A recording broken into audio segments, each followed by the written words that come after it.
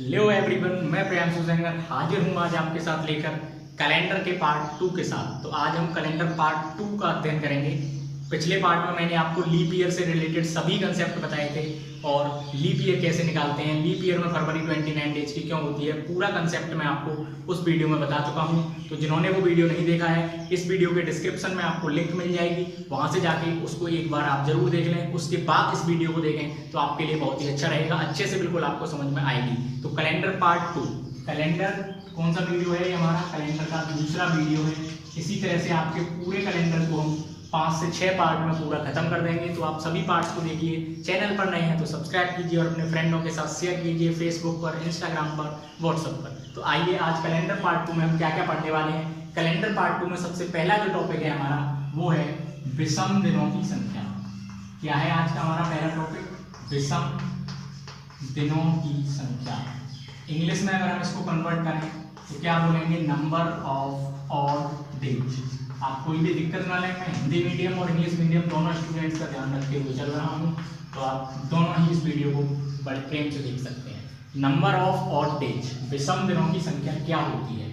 विषम दिन आपको थोड़ा थोड़ा नाम से क्लियर हो रहा होगा। विषम दिन, विषम संख्या तो आप जानते हैं, मैथमेटिक्स आपने पढ़ा है, ऐसी संख्याएं जो 2 से विभाजित नहीं होती हैं, लेकिन यहाँ ऐसा नहीं होगा। विषम दिन बताने हैं हमें, तो क्या करते हैं हम विषम दिन में? मैं एक आपको छोटी सी डेफिनेशन बताता हूँ, फिर एक एग्जांपल से समझाऊंगा। वर्ष के ऐसे दिन, विषम दिन किसे कहते हैं? किसी भी ईयर के ऐसे दिन जो पूरा सप्ताह नहीं बना पाते हैं, पूरा वीक नहीं बना पाते हैं, उनको हम क्या कहते हैं? ऑड डेज कहते हैं। मैं यहाँ पे लिख देता हूँ डेफिनेशन, आप नोट कर लीजिएगा। वर्ष के ऐसे दिन जो, वर्ष के ऐसे दिन जो पूरा सप्ताह नहीं बना पाते हैं, वर्ष के ऐसे दिन जो पूरा सप्ताह नहीं बना पाते हैं, उन्हें हम क्या कहते हैं? विषम दिन कहते हैं। समझ में आ चुका है आपके? मैं उम्मीद करता हूं कि आपको थोड़ा थोड़ा तो समझ में आ गया होगा। जब मैं एग्जाम्पल लूंगा तो आपको फिर पूरा समझ में आ जाएगा। वर्ष के ऐसे दिन जो पूरा सप्ताह नहीं बना पाते हैं, यानी कि एक वर्ष में आपको पता है कितने दिन होते हैं? 1 ईयर में, 1 जनरल ईयर में, जनरल ईयर की बात कर रहे हैं, कितने डेज होते हैं? 365 डेज होते हैं। अब मैं आपसे पूछ रहा हूं कि एक वर्ष में कितने विषम दिन होते हैं? मेरा क्वेश्चन है आपसे, एक वर्ष में कितने विषम दिन होते हैं? क्वेश्चन क्या है? एक वर्ष में कितने विषम दिन होते हैं? कौन कौन बता सकता है आंसर इसका? एक साल में कितने ऑड डेज होते हैं? How many odd days are there in 1 year? तो क्या करना है आपको? सिंपल सा कंसेप्ट है। जितने भी साल में पूछ रहा है या जितने भी डेज में पूछ रहा है, आपको क्या करना है? एक साल में हमें पता है कि भैया 365 दिन होते हैं, और एक सप्ताह मैंने क्या, विषम दिन मैंने आपको क्या बताया? वर्ष के ऐसे दिन जो पूरा सप्ताह नहीं बना पाते हैं। और एक सप्ताह में आप जानते हैं, एक वीक में आप जानते हैं कितने डेज होते हैं? 7। तो उसमें क्या कर देंगे? 7 से डिवाइड कर देंगे। क्या कर देंगे? 7 से डिवाइड कर देंगे। कर दो डिवाइड, डिवाइड तो सबको आता है। 7 5 से 35, 6 में से 5 गया 1, 3 में से 3 गया 0, 5 उतार दिए। 7 से करना है 15 में डिवाइड, तो 7 2 जा 14, कितना बचा? 5 में से 4 गया 1, 1 में से 1 गया 0। आगे तो अब हो नहीं सकता, 1 रिमाइंडर बच गया। यानी कि जो भी रिमाइंडर बचेगा, जो भी रिमाइंडर बचेगा वो क्या होगी? नंबर ऑफ ऑड डेज, यानी कि विषम दिनों की संख्या होगी। और जो भी आपका क्वोशिएंट आएगा वो आपके सप्ताह निकल कर आएंगे। तो अगर आपसे कोई भी पूछता है कि साहब एक साल में कितने विषम दिन होते हैं, तो हम बता देंगे कि एक रिमाइंडर बच रहा है 7 से भाग लगाने पर, तो आपका एक साल में एक विषम दिन होता है और 52 सप्ताह होते हैं एक साल में। ये कंसेप्ट तो आपको रट जाना चाहिए। उसका हम यूज हम क्वेश्चंस में भी करेंगे कि एक जनरल ईयर में 52 सप्ताह 52 वीक्स होते हैं और 1 ऑड डे, एक विषम दिन होता है। रट गया होगा आपको ये कंसेप्ट। क्या याद करना है आपको कि एक जनरल ईयर में 365 दिन होते हैं और 52 सप्ताह होते हैं, 52 वीक्स होते हैं और 1 ऑड डे होता है। अब इसी तरह से मैं आपसे एक और क्वेश्चन कर रहा हूं कि मैंने कर दिया वर्ष की जगह पे लीप वर्ष। मैंने क्या कर दिया क्वेश्चन में? एक लीप वर्ष में कितने विषम दिन होते हैं? तो इसका उत्तर आपको कमेंट बॉक्स में जरूर देना है। एक लीप वर्ष में कितने विषम दिन होते हैं? कौन कौन बता सकता है? क्वेश्चन क्या है? एक लीप वर्ष में how many odd days are there in one leap year, एक लीप वर्ष में कितने विषम दिन होते हैं, ये आपका क्वेश्चन है। तो आपको पता है लीप वर्ष में कितने डेज होते हैं, 366 डेज होते हैं, 366, और एक सप्ताह में दिन कितने होते हैं, 7। कुछ याद नहीं रखना आपको, जब भी विषम दिनों की संख्या पूछी जाए तुरंत 7 से डिवाइड लगा दीजिए, तुरंत क्या करना है, 7 से डिवाइड लगा दीजिए। तो 7 5 जा 35 हो गया, यहाँ पे 1 बचा, 6 उतार लिया, 7 2 जा 14 हो गया, कितना बचा 2। तो आप तुरंत बता सकते हैं कि साहब एक लीप ईयर में 52 बार डिवाइड जा रहा है, तो 52 तो सप्ताह होते हैं, 52 तो वीक होते हैं, और 2 रिमाइंडर बच रहा है, यानी कि 2 विषम दिन होते हैं। ये दोनों कंसेप्ट अगर आपको याद हो गए तो कैलेंडर में आपका 1 नंबर जरूर पक्का है ना। अब तक जो मैंने आपको पढ़ाया है काफी इंपॉर्टेंट है, बेसिक है कैलेंडर का। बेस अगर आपका मजबूत है तो आपको पता है कि दीवार तो मजबूत बनेगी, जब आप नींव ही कमजोर हो देंगे तो आपका मकान तो गिरने वाला है। इसीलिए हम शुरुआत से नींव को मजबूत करते हुए चल रहे हैं। बहुत से स्टूडेंट्स को लग रहा होगा कि ये तो सब हम जानते हैं, तो बिल्कुल हम बेसिक से चल रहे हैं और हाई लेवल तक जाएंगे। तो आप बस वीडियो में बने रहें, पूरा वीडियो को देखें। तो मैंने अब तक आपको क्या बताया, 2 कंसेप्ट बताए इस वीडियो में। पहला टॉपिक था हमारा आज का विषम दिनों की संख्या। वर्ष के ऐसे दिन जो पूरा सप्ताह नहीं बना पाते हैं उन्हें हम क्या कहते हैं, विषम दिन कहते हैं। विषम दिन निकालने के लिए 7 से डिवाइड करते हैं, और अगर आपसे कोई भी पूछता है कि एक जनरल ईयर में कितने विषम दिन होते हैं, तो हम बता देंगे एक जनरल ईयर में 1 विषम दिन होता है। और अगर कोई सप्ताह पूछता है तो 52 सप्ताह होते हैं। एक लीप ईयर में कितने विषम दिन और कितने सप्ताह होते हैं, अगर हमसे कोई भी ये भी क्वेश्चन करता है तो हम क्या बता देंगे कि साहब एक लीप ईयर में सप्ताह तो 52 ही होते हैं। जनरल ईयर हो चाहे लीप ईयर हो, सप्ताह दोनों में 52 ही होंगे, वीक्स दोनों में 52 ही होंगे। लेकिन जनरल ईयर है तो ऑड डे 1 होगा और लीप ईयर है तो ऑड डे 2 होगा। इतनी सी बात अभी तक मैंने आपको बताई है ना। अब मैं इसको रफ कर रहा हूँ, अगर आप किसी को नोट करना है या स्क्रीनशॉट लेना है तो आप इसका स्क्रीनशॉट ले सकते हैं। नोट्स प्रॉपर्ली मेंटेन करते जाइए, मेन चीज होता है नोट्स। अभी तो आपको समझ में आ रहा है, जब आप इसको आगे भी देखें तो आपको समझ में आएगा, आगे आप किसी और को भी पढ़ा सकते हैं इसके माध्यम से, है ना। और वीडियो को ज़्यादा से ज़्यादा शेयर करना ना भूलें, लाइक जरूर करें और कमेंट करके बताएं कि कैसा लग रहा है। तो मैं इसको रफ करता हूँ। अगला टॉपिक जो हमारा रहेगा उसको डिस्कस करेंगे। विषम दिनों की संख्या आपके समझ में आ चुकी है। अब मैं इस पर रिलेटेड एक क्वेश्चन ले रहा हूँ, है ना। इस पर रिलेटेड एक क्वेश्चन ले रहा हूँ जिसका आंसर आप सभी को देना है। क्वेश्चन क्या है, क्वेश्चन इस प्रकार है, हमने एक नया ग्रह खोजा है, हमने एक नया ग्रह खोजा है। अगर मैं आपको कंसेप्ट पढ़ा रहा हूं तो मैं आपका जीवन इतना आसान नहीं होने दूंगा कि आप इतनी सरलता से जवाब दे सकें, है ना। तो इसी पर बेस्ड एक क्वेश्चन है, हमने एक नया ग्रह खोजा है जिस पर, हमने एक नया ग्रह खोजा है जिस पर वर्ष 1300 दिनों का है, जिस पर वर्ष 1300 दिनों का है, जिस पर वर्ष 1300 दिनों का है, और सप्ताह 11 दिनों का है, और सप्ताह 11 दिनों का है। तो विषम दिनों की संख्या ज्ञात कीजिए। तो विषम दिनों की संख्या ज्ञात करो।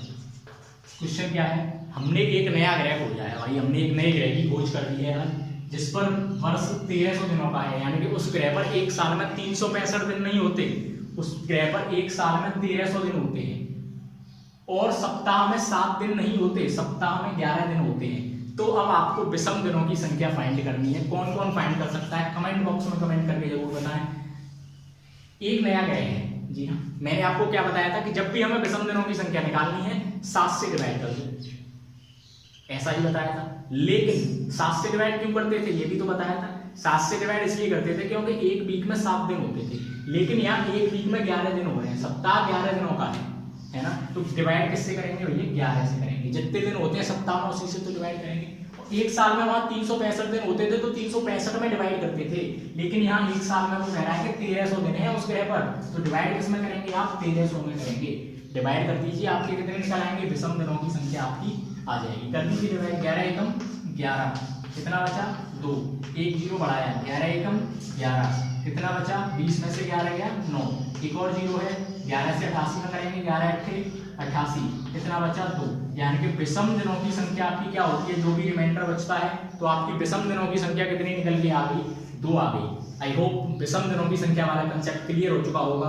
जितने भी सप्ताह में दिन हैं और जितने भी वर्ष में दिन हैं, सप्ताह के दिनों की संख्या से वर्ष के दिनों की संख्या में अगर आप डिवाइड कर देंगे तो आपके विषम दिनों की संख्या निकल आएगी।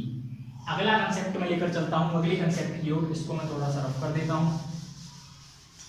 बहुत ही इंपॉर्टेंट कंसेप्ट, अगला जो कंसेप्ट है वो कुछ ज्यादा ही इंपॉर्टेंट है ना। अगर आपका कोई भी जनरल ईयर है, हम किसकी बात कर रहे हैं, सामान्य वर्ष की बात कर रहे हैं। मैं किस वर्ष की बात कर रहा हूं, सामान्य वर्ष की बात कर रहा हूं।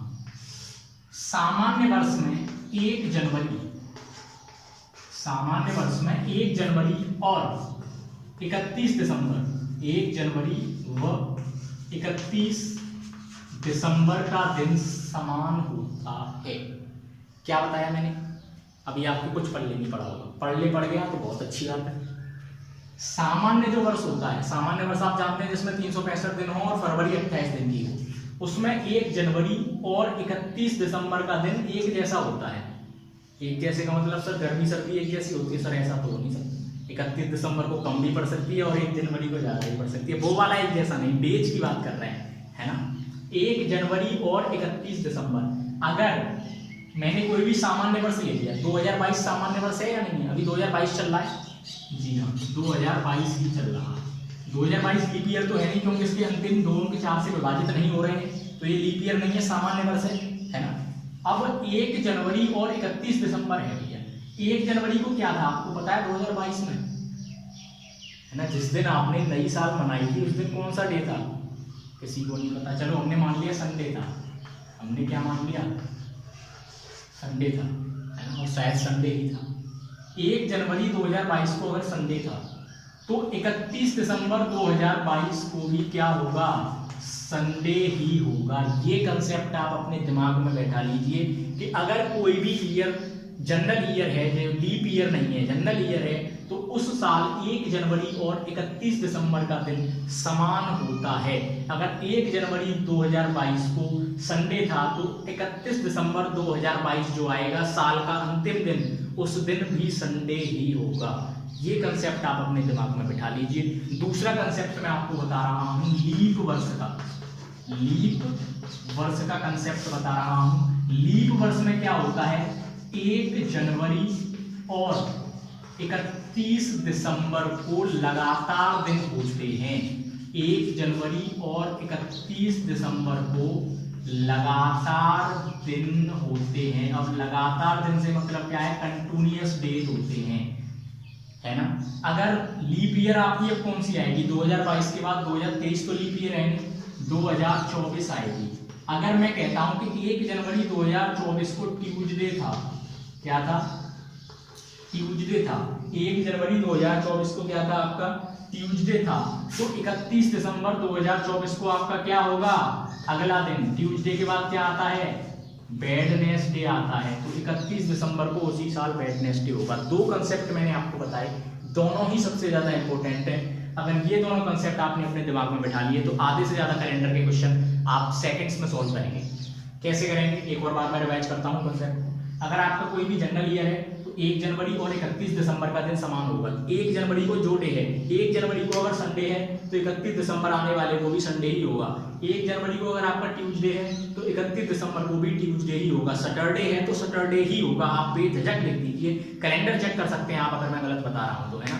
आप 1 जनवरी का डे देखिए किसी भी ईयर में और उसी ईयर में 31 दिसंबर का डे देखिए जनरल ईयर में, तो वो डे आपको सेम मिलेंगे। कैलेंडर पे आप चेक कर सकते हैं, ठीक। लीप ईयर की अगर बात करेंगे तो 1 जनवरी और 31 दिसंबर में क्या रिलेशन होता है, लगातार दिन होते हैं। यानी कि 1 जनवरी को अगर आपका ट्यूसडे है तो ट्यूसडे के बाद क्या आता है, वेडनेसडे, तो 31 दिसंबर को आपका वेडनेसडे होगा। ये 2 कंसेप्ट मैंने आपको बताए। यानी कि अगर हम सीधे सीधे एक पॉइंट्स में इनको लिखना चाहें तो आप कैसे लिखेंगे कि किसी भी सामान्य वर्ष में 1 जनवरी और 31 दिसंबर का दिन समान होता है। दूसरा कंसेप्ट, लीप वर्ष में 1 जनवरी और 31 दिसंबर को लगातार दिन होते हैं। इसी पर बेस्ड अब हम कुछ क्वेश्चंस करेंगे। इसको रफ कर देता हूं मैं, इसको आप नोट कर लीजिए, मैंने वैसे आपको बोल दिया है। इस पर बेस्ड कुछ क्वेश्चंस करेंगे हम। क्वेश्चंस को करने के बाद अगले कंसेप्ट्स पर आगे बढ़ेंगे। देखेंगे क्वेश्चन किस टाइप से आएगा। क्वेश्चन आप देख सकते हैं ग्रीन बोर्ड पर लिखा हुआ है, यदि 1 जनवरी 2007 को सोमवार हो 1 जनवरी 2007 को क्या है आपका मंडे है, तो 31 दिसंबर 2009 को क्या होगा। अब आप इसको उंगलियों पर कैलकुलेट करेंगे 2-3 साल लग जाएंगे आपको 2007 से 2009 तक जाने में, और आप इतना कर भी नहीं सकते हो, ये मेरा मानना है ना।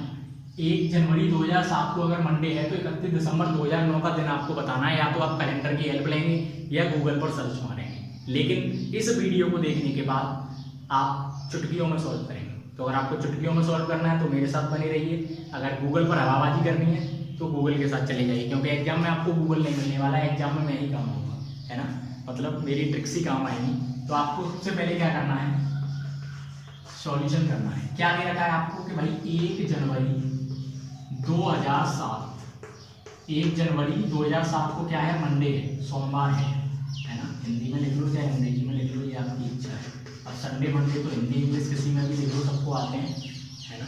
1 जनवरी 2007 को क्या था, मंडे। तो मैंने अभी आपको कंसेप्ट बताया था कि सामान्य वर्ष में 1 जनवरी और 31 दिसंबर का दिन समान होता है, लीप वर्ष में 1 जनवरी और 31 दिसंबर को लगातार दिन होते हैं। तो सबसे पहले आपको क्या करना है, चेक करना है। क्या चेक करना है कि ये लीप वर्ष तो नहीं है, अंतिम 2 अंक में 4 से भाग जा रहा है तो लीप वर्ष होंगे, नहीं जा रहा है तो नहीं होंगे। 7 में 4 से भाग जा रहा है, नहीं जा रहा है, तो ये लीप वर्ष नहीं है। ये कैसा वर्ष है, 2007 सामान्य वर्ष है। तो सामान्य वर्ष में मैंने क्या लिखाया था आपको कि 1 जनवरी और 31 दिसंबर का दिन समान होता है। यदि 1 जनवरी 2007 को मंडे है तो 31 दिसंबर 2007 को भी क्या होगा, मंडे होगा। ये आप बड़े आराम से कह सकते हैं अगर आपने मेरा कंसेप्ट पढ़ा है ना। अगर डायरेक्ट आपने स्किप करके यहाँ पे आ गए हैं तो आपको कुछ भी पल्ले नहीं पड़ने वाला है। अगर आपने वीडियो को पूरा देखा है तो आपको सब कुछ समझ में आएगा, और एग्जाम में एक जो क्वेश्चन आएगा उसको आप फटाफट से सोल्व कर देंगे।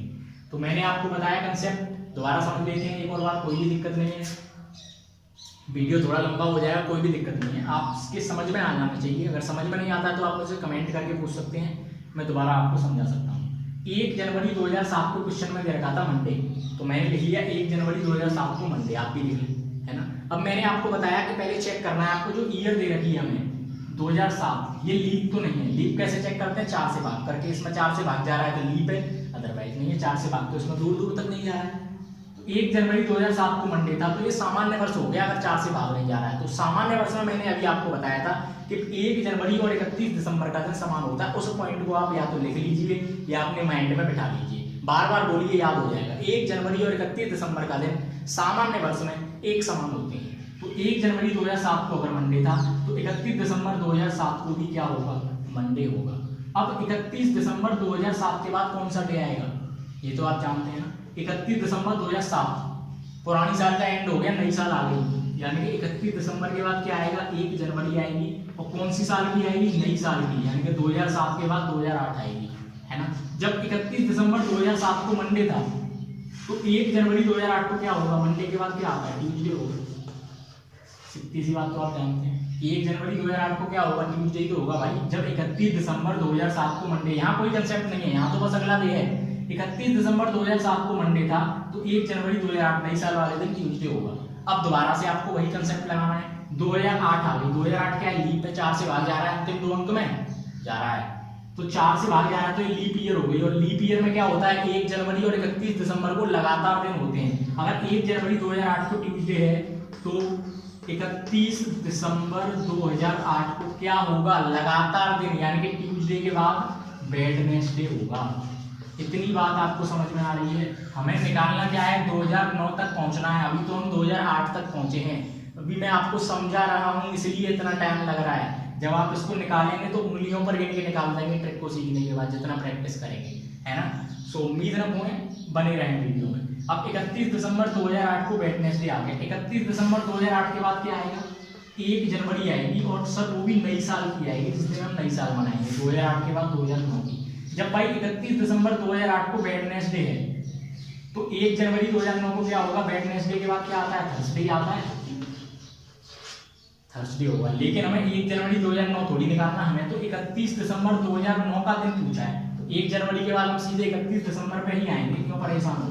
हमें तो केवल पहले दिन से मतलब है और आखिरी दिन से मतलब है, बीच में कुछ भी हो रहा है होने दो, है ना।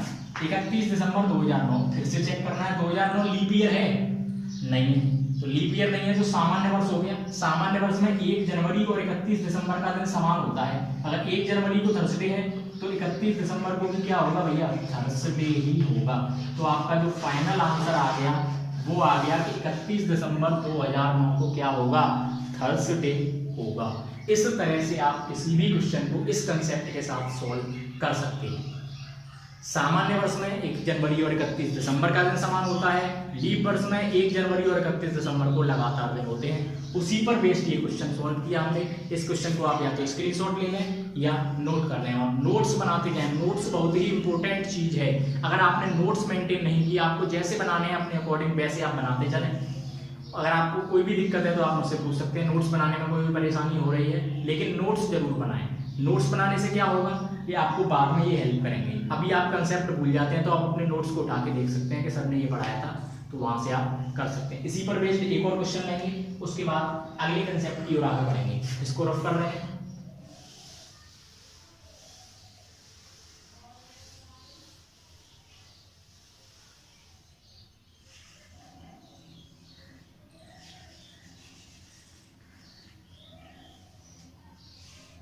अगला क्वेश्चन लेंगे इसी कंसेप्ट पर, जिससे आपका बिल्कुल क्लियर हो जाए, है ना। क्वेश्चन है, यदि 1 जनवरी 2011 को फ्राइडे हो, यदि 1 जनवरी 2011 को फ्राइडे हो, 1 जनवरी 2011 को क्या हो, फ्राइडे हो, तो 1 जनवरी 2013 को क्या होगा, तो 1 जनवरी 2013 को क्या होगा, ये आपको फाइंड करना है। तो अभी आप फाइंड कर देंगे इसको। तो 1 जनवरी 2013 को क्या होगा। क्वेश्चन क्या है, यदि 1 जनवरी 2011 को है फ्राइडे, शुक्रवार, तो 1 जनवरी 2013 2 साल बाद क्या होगा। तो सबसे पहले मैंने आपको जो कंसेप्ट बताया है उसी पर चलेंगे। क्या दे रखा है वो लिख लीजिए। 1 जनवरी 2011 दे रखा है और उसको क्या है, आपका कौन सा डे है, फ्राइडे है ना, फ्राइडे, फ्राइडे और डे, है ना। 1 जनवरी 2011 को फ्राइडे है। अब आपको निकालना क्या है, 1 जनवरी 2013, तो एक बार में तो नहीं निकलेगा। 1 जनवरी 2011 को फ्राइडे है। 11 के अंतिम 2 अंक, 2011 के अंतिम 2 अंक 11, 4 से विभाजित हो रहे हैं, नहीं हो रहे। सामान्य वर्ष है और सामान्य वर्ष में 1 जनवरी और 31 दिसंबर का दिन समान होता है। तो 1 जनवरी 2011 को अगर फ्राइडे है तो 31 दिसंबर 2011 को फ्राइडे होने से कोई भी नहीं रोक सकता। 31 दिसंबर को 2011 को भी फ्राइडे होगा। जब 31 दिसंबर 2011 को फ्राइडे है तो 31 दिसंबर 2011 के बाद क्या आएगा, 1 जनवरी आएगी 2012, न्यू ईयर की पार्टी होगी उस दिन। 1 जनवरी 2012 को क्या होगा, फ्राइडे है तो सैटरडे होगा अगला दिन। जब 31 दिसंबर 2011 को फ्राइडे है तो फ्राइडे के बाद 1 जनवरी को क्या आएगा, 2012 में सैटरडे आएगा। फिर से चेक करना है लीप ईयर, इस बार तो है लीप ईयर, है ना।